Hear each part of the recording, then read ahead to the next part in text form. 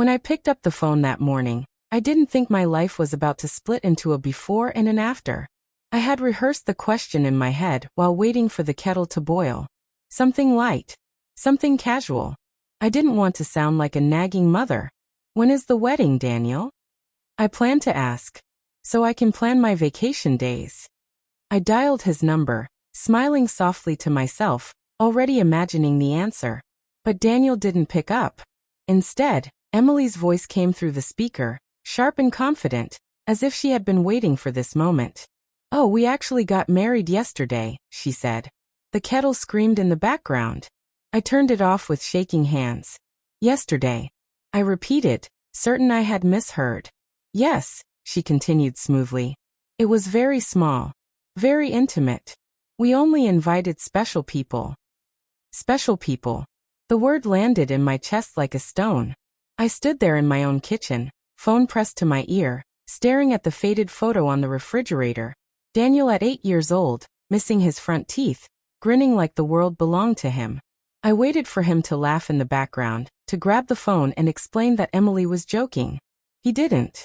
I heard him shift uncomfortably, heard the faint clink of a glass. "Mom," he finally said, his voice rehearsed, cautious. "It just happened fast." I said, "Congratulations." I don't remember how. My mouth moved on its own while my mind tried to understand how a mother becomes a stranger overnight. After I hung up, I sat at the kitchen table for a long time. For 3 years, I had paid their rent. $500 every month, transferred on time, without reminders. When Daniel lost his job, I didn't ask questions. When Emily wanted to move to a nicer place, I didn't hesitate. I bought the couch they watched movies on, the bed they slept in, the dining table they never invited me to sit at. I paid for groceries when their fridge was empty and pretended not to notice when my own pantry grew thin. In my bedroom closet hung a pale blue dress, still wrapped in plastic. I had bought it months earlier, imagining how proud I would feel standing beside my son on the most important day of his life. I had spent $200 on it, convincing myself it was an investment in a memory. That memory would never exist. Later that evening, curiosity betrayed me. I opened social media. There it was. Emily in white. Daniel smiling wide. Her parents standing proudly beside them.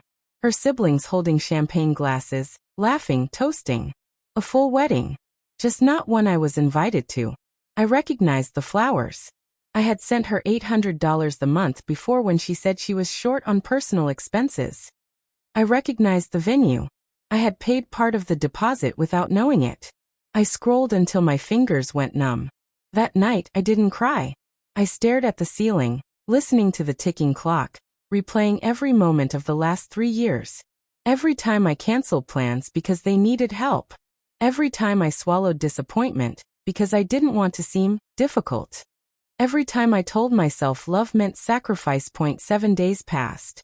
On the 7th day, Emily called. Her voice trembled this time, stripped of confidence. "The rent is overdue," she said. "The landlord is threatening eviction. You forgot to send the transfer." I closed my eyes. Forgot. As if I hadn't built my entire schedule around remembering. For a few seconds, I said nothing. I thought about the nights I ate cheap food so they could eat well.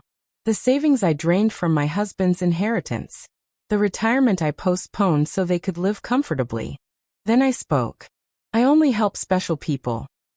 The silence on the other end was so deep I could hear my own breathing.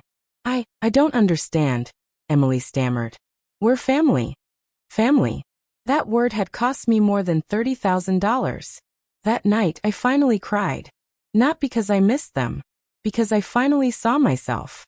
I cried for the woman who believed love had to be earned. For the mother who thought generosity would buy loyalty.